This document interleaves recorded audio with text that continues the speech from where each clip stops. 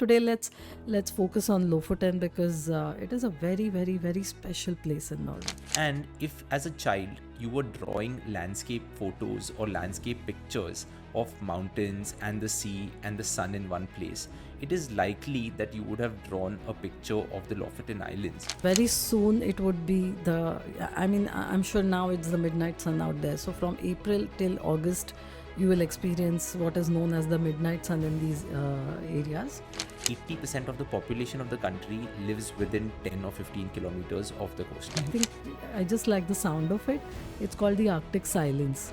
And they say that at least experience it once. Is that 2024 is the best season or best year to see the northern lights. Some people are mountain people, some people are beach people. Here, this would You be can perfect go, for both. anyone can Yeah, go. anyone can go.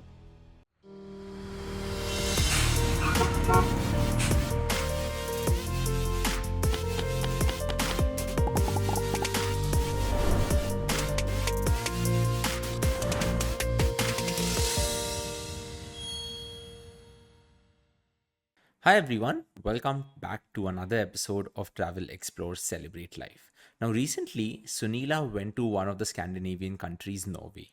And now that she's back, we decided that while everything is fresh in her mind, we were like, okay, let's decide to talk about Norway.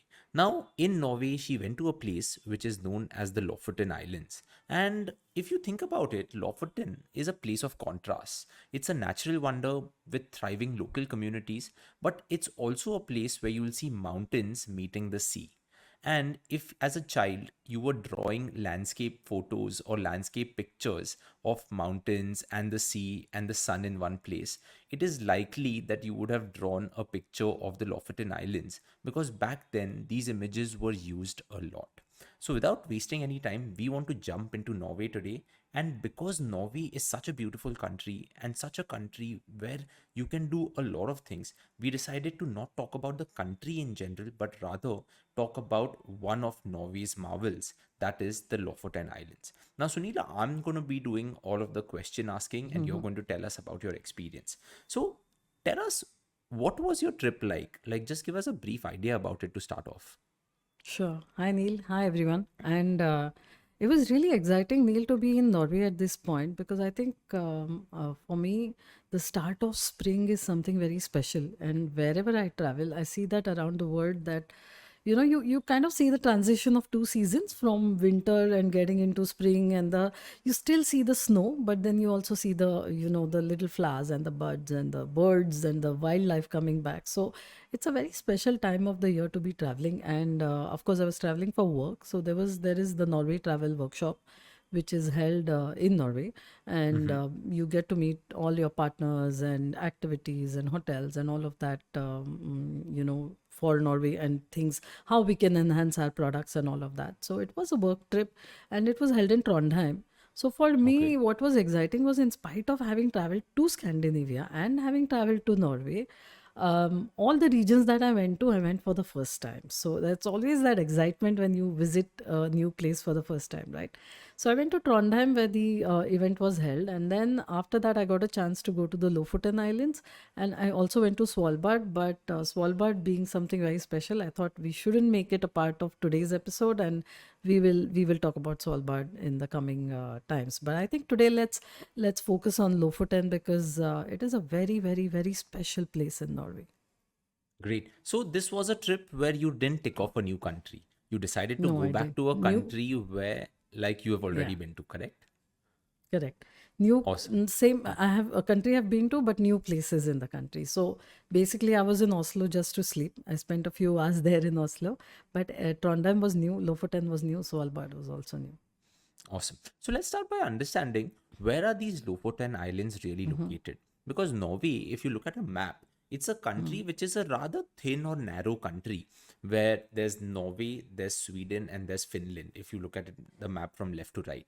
And it is a country where it has a large coastline. And it is often said that 80% of the population of the country lives within 10 or 15 kilometers of the coastline. So it is a very interesting Yeah. country like that. So where are the Lofoten Islands really located? Give us some insight on that. Yes, Neil. So if you look at Norway and, like you mentioned the map and you said it is Sweden and Finland. And what is really interesting is when you look at the map at the northernmost points, Norway kind of sits on top of Sweden and Finland. So, like, even though Mm-hmm. all the three countries are vertical, Norway extends beyond and it goes like above Sweden and Finland. And I think so Lofoten is at the northwestern part, the northernmost Mm-hmm. part towards the northwest region of Norway. And one of the very interesting ways to remember, and I will never forget that, is, was told to me by Vigar Selbo, who represents the Lofoten Islands, and he's the one who arranged our trip, and he's responsible for promoting Lofoten Islands. So he said, imagine a man standing and then suddenly bending over, and if his head comes to the north of Norway, and he raises his hand up, then that raised hand is Lofoten Islands. So it just made things really clear. So if you look at the map, every time I look at the map now, I imagine this man standing with his head bent over and his hand out.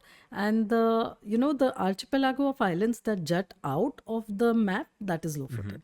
So it's Okay. really easy to point it out on the map. And it's a very, very special place because, in spite of being within the Arctic Circle and in spite of being so north up, the weather here was still milder compared to the rest of the places. So, what is Yeah. really interesting is if you go inland, you'll probably feel a lot more colder than you would on the coast. Mm-hmm. And the reason for this is that if you really look at the map and you zoom out, zoom out, zoom out till you reach like America, then you can see that from Mexico, the Gulf Stream just hits the island straight. So the Gulf Stream brings all the warm waters to this area and it Okay. helps to keep the temperature perfect. And this has been, I would say, a catalyst for a lot of things that happen in the Lofoten Islands. So the weather is just perfect all year round. So, in spite of it being way up in the Arctic, you're still really enjoying good weather out there in the Lofoten Islands. So, we are in the month of April. Was it Mhm. a time where you had all of the day with having sunlight, or was it a time which is the transition time where you have a little bit of night and a little bit of day? So it was a transition time. We were moving very closely. Like I was there first week of April, so we were enjoying a good sunlight till like 9 or 10 or 11 in the night. That's amazing. Very soon it would be I mean, I'm sure now it's the midnight sun out there. So from April till August, you will experience what is known as the midnight sun in these areas. And when I was there, we got a bit of both, which was nice. Like we could Hmm. see sunlight as well. We had the daylight. We enjoyed a lot of activities in the daylight, and then we had the nighttime as well. So we were in transition, and that's what I said. That's why we even got to see the snow on the mountains, which will Hmm. all disappear in a few days or months as the summer comes in. But we also got to do few more activities, going out to the sea and all the other things that you would expect in summer. So it was a good season. So, would you say this is the right time to visit something like the Lofoten Islands, or would you recommend a period from April to September, or go in June or July? Which is the best time to visit something So like the Lofoten? that's a good question, Neil. It really depends on what you want to do. Hmm. Because what I noticed when I went there was that this worked for me, but it may not work for someone who wants to see the Northern Lights because we had just missed it by 2 weeks. Like two Mm. weeks, if I would have been there in March, I would have got the Northern Lights just sitting in my room in the. And by the way, Lofoten is a really special place to see the Northern Lights, and we will come to that. But yeah, if you want to see the Northern Lights, then definitely visit it during, say, from October to March, which would be the best time to see it. If you want to experience the midnight sun, where the sun just doesn't set and you have daylight or 24 hours, then I would say go from end of April or May until say August, September, and you would get that. If you want the in between seasons, then of course, like end of March and April would be a good time for spring, and Hmm. then end of August, September for autumn would be again a good time to experience that. But it really, really depends on what it is that you want to do. So if you want to be out hiking, you want to be in the water, you want to do water sports and all of that, then you have to wait for the ice to melt. You have to wait for the summer to set in. And June onwards would be a great time to do all of that. But if you want to go hiking in the snow, you want to experience the northern lights, then definitely visit that in winter. So it really depends on what it is that you want to achieve, what's the goal of your holiday, and I think that would determine when to go. So really, with all of the Arctic, there isn't really a right time or a wrong time. And another thing I realize is probably it's best to do it once in winter and once in summer to see the difference, because there's a stark Yeah. difference in what happens. You won't recognize the place. It looks so different. Okay. Now, Sunita, I was researching for our episode, right? And every time I research, I put in the topic and I go check out different links. I find out different images and all of that. One thing I noticed is that whenever I was looking for the Lofoten Islands, you would see houses that are painted in red, Yeah. right? And it's a very peculiar shade of red. I was in Hmm. Stockholm a few years ago in Sweden, and I noticed something similar over there where some houses are in red and some houses are in yellow. But in Lofoten Islands and also in Norway, most of the houses are in a peculiar shade of red. Why is that? Yeah. Red, and you rightly said a little bit of yellow, and it actually, Neil, goes back to the time when Norway was a mining, country. So it was known for coal mining and copper mining. So a lot of mines were held because it's a very naturally rich land. And what happened then was, and I noticed this even in Trondheim, like when I first was landing into Trondheim and I looked down, and in all the farms, you can only see these red ochre kind of a shade, like a dark red homes. And I was very curious. So I was asking them, and I found out that they had a lot of copper mines. And back in the day, when they were really mining copper a lot and they were exporting copper, this was a byproduct. Copper oxide was a byproduct, and they realized that it's the best way to act as an antiseptic for the homes. So, to safeguard the homes from bacteria and the other diseases that were there, and that they had it in plenty, and it was the cheapest way. So, they would mix it in cod liver oil or something and paint the homes, because these homes were made of wood and they needed protection. So they would paint these homes in this color, and it looked good as well. So those who really had the money back then would probably keep their homes white. The others would paint it red, and then yellow ochre was also some other color they used, because a little bit of the red would remain, and they would use it in yellow. So most of the homes you will see are of those peculiar red color, and I think it's amazing because now they're protected and they maintain it in the same way, and it looks so pretty. So it's amazing to see that the way the whole green mountains, and then the sea, blue sea, and the red home standing out there. Yeah, I think that's a very good way of repurposing something, right? Because your economy is doing something else, but if there is a Yeah. byproduct and you use that to give your country an identity, that's a very Yeah. unique way of doing it. And Norway's always been known for doing that, because I was reading up on Norway and they said that, how did Norway become a rather rich nation? Of course, it has many Hmm. things, but it was many years ago that they realized that they had many oil deposits in on the Yeah. country's lands and near the ocean. And as they started drilling more and more oil, they also realized that private companies like Shell, BP, and all of these companies will come to our country and will extract this oil. And Hmm. in the true sense of capitalism, they will probably go out and sell this oil and be profitable on their own. But Hmm. Norway brought in a law where whenever a private company was going to come in, 50% of that company or 50% of that joint venture is really going to be owned by the country itself. And when that 50% is owned by the country itself, it so happens that the profits are then distributed amongst its citizens. So when you look at Norway today, it really is a kind of place where prosperity is huge, Hmm. the standard of living for people is high. And one of the unique facts about Norway is also that every person in Norway, their income is publicly available.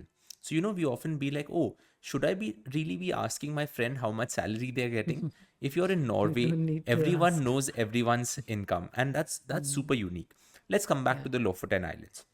Now, let's come back and talk about the Northern Lights. Now, Sunila, you write in many newspapers. I write in the Indian Express, Gujarat Samachar, Mumbai Samachar. We do so many podcasts. And something that we have been consistently talking all through the last 6 months is that 2024 is the best season or best year to see the Northern Lights.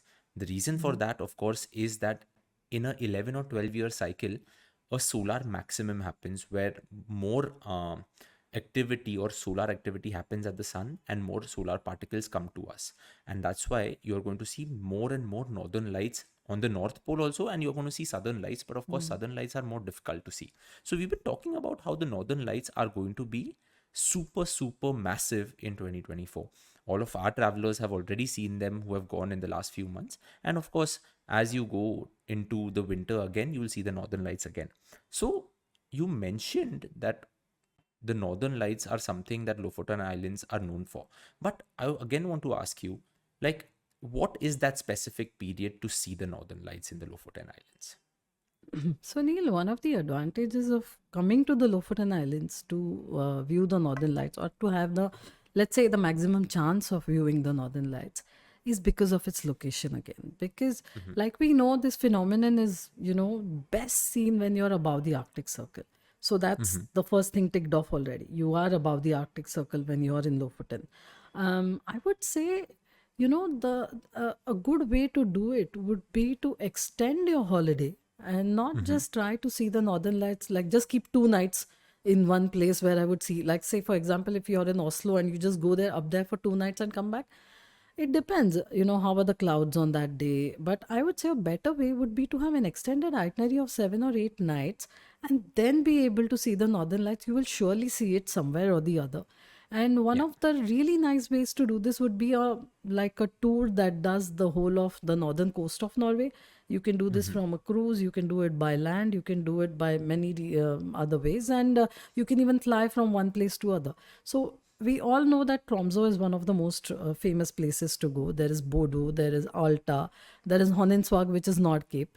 And along with all of that, I think Lofoten kind of sits in perfectly because you can combine all of this together and also have an entire northern Norway kind of a program and see the northern lights from there. From Lofoten Islands, the advantage is, like, to best view the northern lights, it's best if the light pollution is less.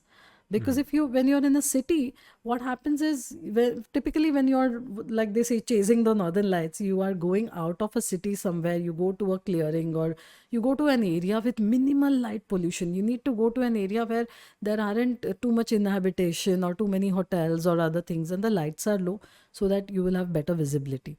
Now, Lofoten, the population is only around like 25,000 maybe, and it's spread all across smaller villages. So, if you go to visitlofoten.com and you see their hero picture, it shows the hotel, and I did an inspection of that hotel as well.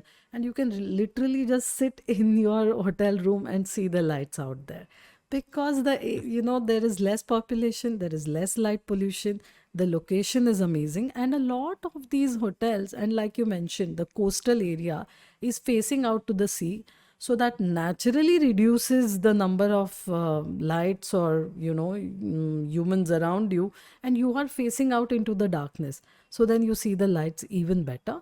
Along with that, if you want to add like a hike, you want to go hiking and see the northern lights, that's possible in Lofoten.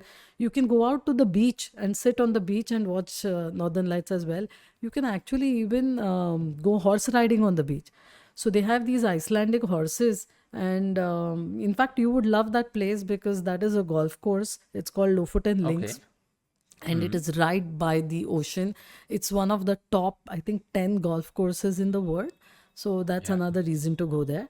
And you can then go to the stables, get onto an Icelandic horse, go out on the beach, and stay there when you see the northern lights. So there are a lot of options and ways to see it out there. And another thing is, because it's way high up, the time that you can see it is already extended. So you Mm. can kind of like see it from late summer to early spring. So starting, say, August, September, end of September to, or even mid September, depending on the weather, till Yeah. about April, like end March, early April, it gives you that long duration. You don't have to just time it just in December or January. You Mm-hmm. can go in, and then if you time it right with autumn or other things, it's not too cold anyways.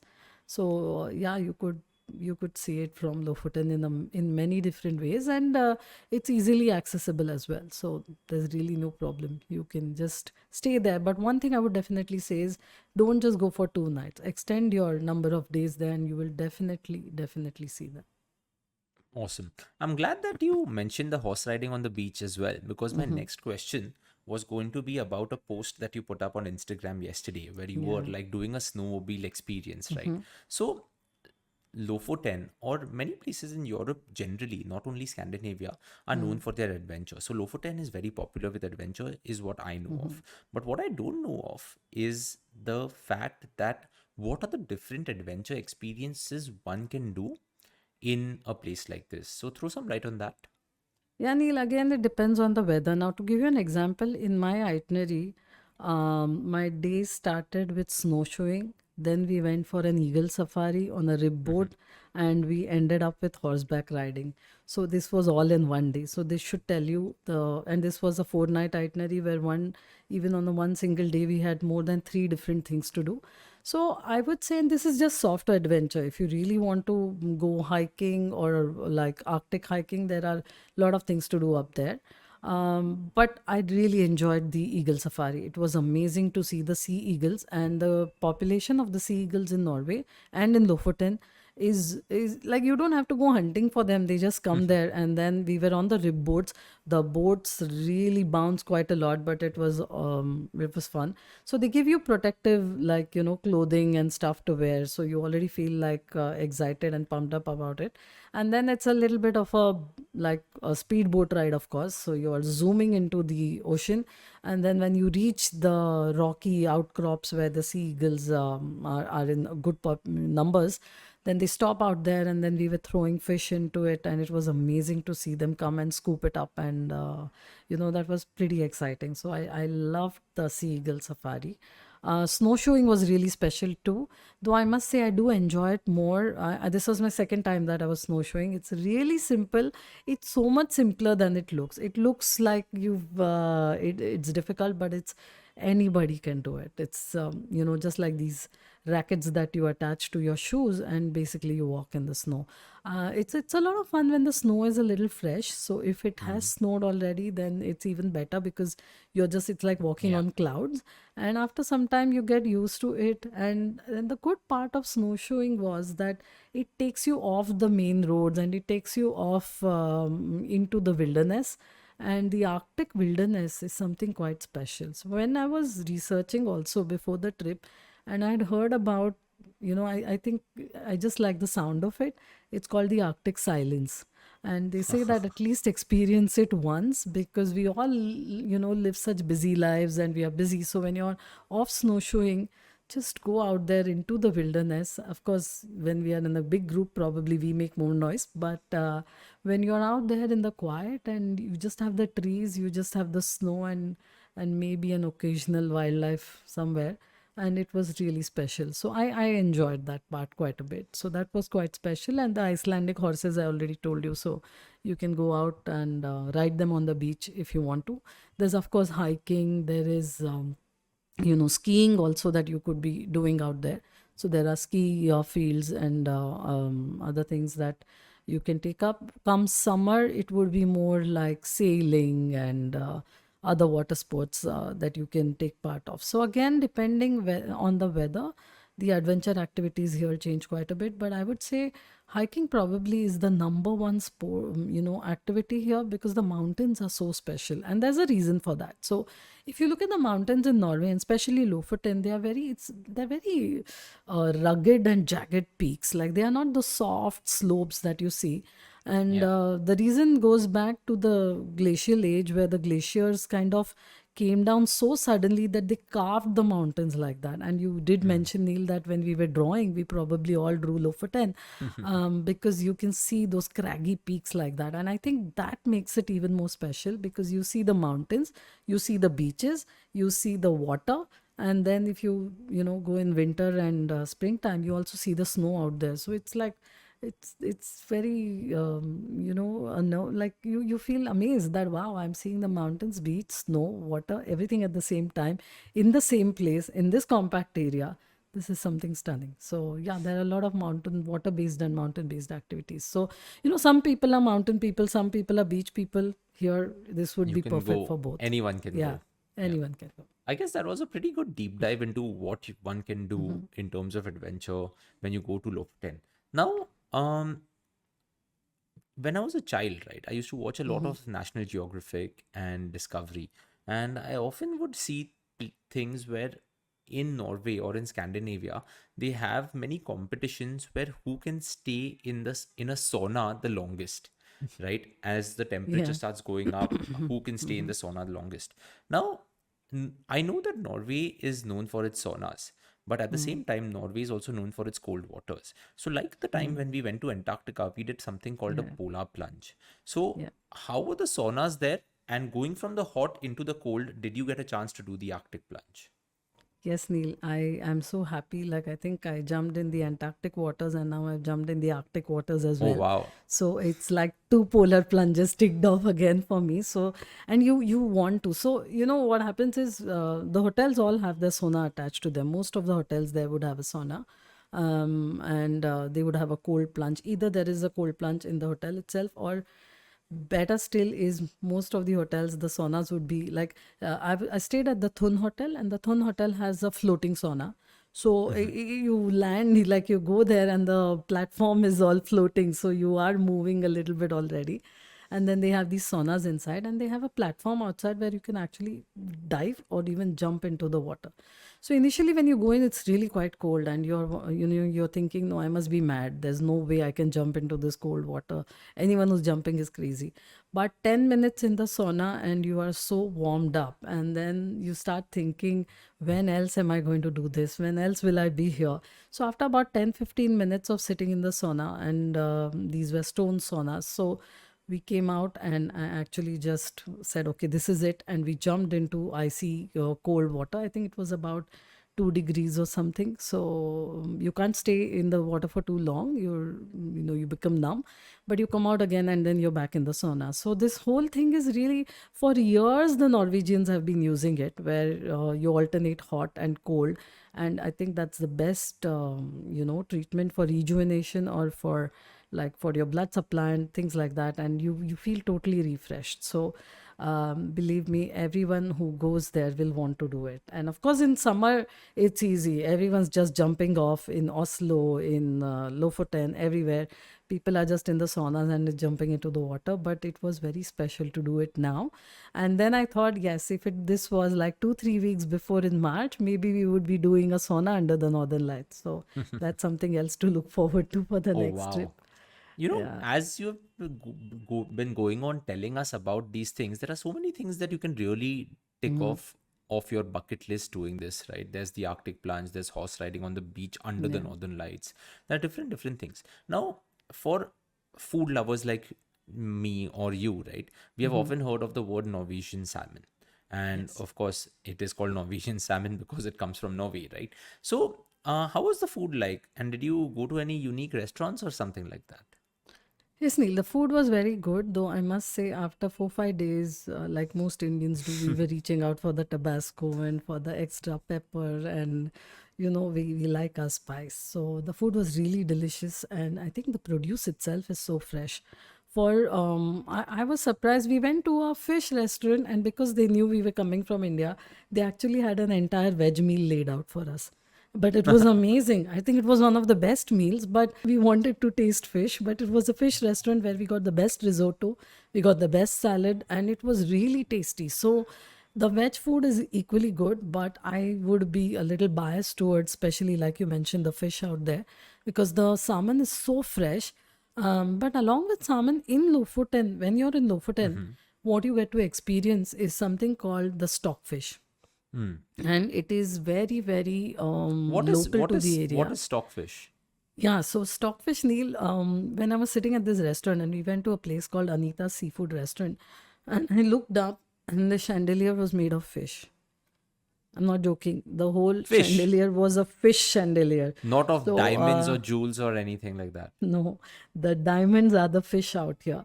So stockfish is cod that is dried, and this has been going on from the Viking times, like more than thousands of years. People in Norway have been drying the cod. So the cod is also like one species is known as skray, and skray means the wanderer.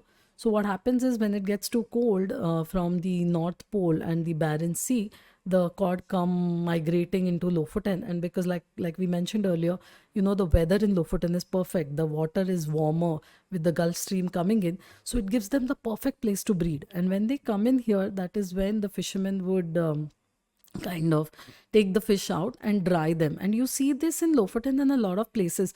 They have these triangular drying slotted wooden racks, and the fish are hanging out there. And then they would dry the fish, and the fish stays because it's fermented when it's drying. You can keep it for years. And this stockfish, this is then called stockfish. Basically, it comes from stickfish because it used to be hanging on the wooden sticks. And then this stockfish became very popular with Venice and Italy and Oh, Nigeria. wow. So the stock heads are being exported to Nigeria, and the rest of the fish. It's a big delicacy. They have a stockfish festival in Venice. So during the medieval I did periods and not all know of that. that. Yeah, it's amazing. So if you go to Italy, you'll probably see stockfish, and to the extent that some of the Italians think it's Italian, but it's not. It comes from the Lofoten Islands. And when fish is drying, you do feel the smell, right? So Yeah. we were doing a tour of the different little villages, such charming, pretty villages, Hamnoy, Sorsikoy, all these other Raina, all these other places of Lofoten. And everywhere we went, we would see the fish being dried. And of course, you can get the smell. And then they would joke that, enjoy it because this is the smell of money. This is what has made the export from Norway really popular. So this is really special. So the stockfish is a delicacy. It's like how they make beef jerky and other Yeah. jerky out of Yeah. meat. They make jerky out of fish here, Oh, and you will get interesting. all kinds of fish to buy or to eat or to taste. So the cod, Atlantic cod, and salmon, two things that you must definitely try here. Along with that, there's a lot of seaweed that you get only in the Arctic. So they go fishing and they bring the seaweed out, and that you can buy it as different salts, or you see a lot of things made out of that as well. So again, that is quite Thanks. regional. And Thanks for yeah. that gift you left on my desk yesterday of seaweed salt. Yes. That's something that I'm gonna use in all the cooking that I'm gonna do.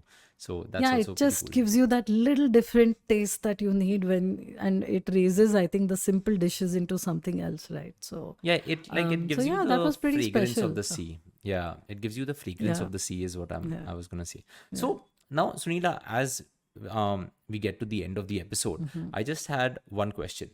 Now on Netflix, Amazon Prime, all of these OTT platforms, we are seeing a inflow of a lot of Viking-based TV shows. There's Hmm. King Ragnar, there's Yes. King Harold, and all of these things. Now, it is known as Viking land. It is Norway is known as Viking land where they went Hmm. out and figured out, found Iceland, found Greenland, and all that. So, did you see or get to experience any of this Viking culture that they are really known for? Yes, Neil. So Lofoten has one of the best preserved Viking homes. And Okay. it's huge. It's like 83 meters. It looks like an inverted boat. It's at Borg. It was too cold when we went, so and unfortunately it was closed when I did go there.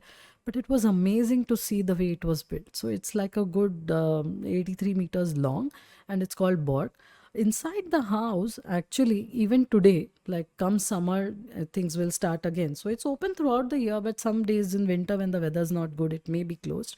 So if you want to experience that, I think summer would be a great time to go and do that. And you can actually have a Viking meal inside. So you'll have people dressed Nice. still in the Viking clothes, and they tell you stories about how the Vikings lived, what they did. And the whole region, they've also found a lot of different Viking, artifacts and things. So Lofoten is because the more north you go, you will see the Vikings even more, right? Things Yeah. about the Vikings. And Lofoten is a great place. So when they discovered this Borg, this house, they realized that it was maybe like a rich Vikings house because they found some porcelain there and things there which otherwise the others would not have it. So it was pretty stunning to see that. And there are different museums, of course, in Norway that will tell you the story. But I think visiting an actual Viking house is something quite special. So it was probably the chieftain's house or something. And you can go in there and, like even for corporates, they have this whole Viking meal and you can live life like a Viking and you have these experiences for team building and stuff, which are really Oh, quite nice. special. So that's something you can experience in Norway, and definitely in Lofoten. Awesome. Now, Sunila, I want to end this episode with a travel tip, and that travel tip has to come from you. You mentioned that there is snow, there is the beach, there is different types of adventure activities that you do. So, if you're going to Lofoten Islands in the month of April or in the month of May, how would you pack your bag? Like, what is your packing checklist? Because sometimes we pack too much, but then suddenly we realize that why did we need all of this? But sometimes we pack too little, and that also becomes a problem because then you're too cold, right? So, how would you pack a bag for a trip like this? Good point, Neil. So I think you mentioned April, May, but it's kind of my checklist for whenever I travel because weather is very unpredictable today, and you never know will I have enough equipment for the cold weather, or will it get too hot? If it Yeah. gets hot, of course, there's no problem. You can of course layer off. So Yeah. the easiest thing to do is to wear layers. And another tip I learned, in fact, this was a good tip. So when we were trying gloves and we were trying shoes, and the person who was showing us said, if you want to beat the cold, then don't buy shoes that are too tight. Like leave a little gap, or even with your gloves, because it's the air that gets trapped in which stays warm and keeps you warm. So if your Ah, shoes are very tight, then there's no space for the air to circulate, and then there's no warm air to keep you warm. So if you want to stay warmer, always take a size that's half a size bigger, or there should be some space in your shoes, which I thought was a very good tip. So for Norway, first thing I would say is shoes. yeah. And you have to have comfortable outdoor shoes because you will be outdoors quite a lot. You will be walking in different terrain, you will be walking on snow, you will be walking on different things, and if your shoes are wet, your socks are wet, you cannot enjoy the holidays. So I was really thankful that the heaviest thing in my bag was my like hiking shoes, and I Uh-huh. took them out this time, and they are waterproof. So I think that was my best packing, that because nothing else really matters, your shoes really have to be good. Second thing I would say is, of course, layers. So carry thermals. Thermals are light. They don't need too much space, and then you can always use them if it gets too cold. Layer up one thermal over the other. Also, you're still comfortable, and that's what I ended up doing. And the third thing I like to do is carry different beanies or caps. And it's now become a thing that wherever I go, I'm trying to buy one from the area, so I remember that. And also, it looks different in photos, right? Because how many jackets will you carry? So when you're Yeah. wearing the same jacket again and again, if you have a nice scarf and a nice beanie, and then you wear it in different things, at least your photos also look different, and you are warm. So cover your head, cover your ears, cover your socks, and have dry socks and dry shoes. I think that really is the best way to travel, because of course if it's warmer you will always have some other clothes, but if it gets colder, then definitely make sure you have things to layer up. I think Yeah. that really helped me. I think it's an apt way to end the episode because if you pack properly, you're going to travel smartly. And if you travel smartly, you're going to have a great trip. And as we Yeah, say at Vina for World, you're sure. going to end up celebrating life. So that's it. I guess listeners and viewers, thank you so much for tuning into this episode of Travel Explore Celebrate Life. These were the famous Lofoten Islands that you have seen in pictures all throughout our lives. Thank you so much, and we will see you next time. Bye. Bye.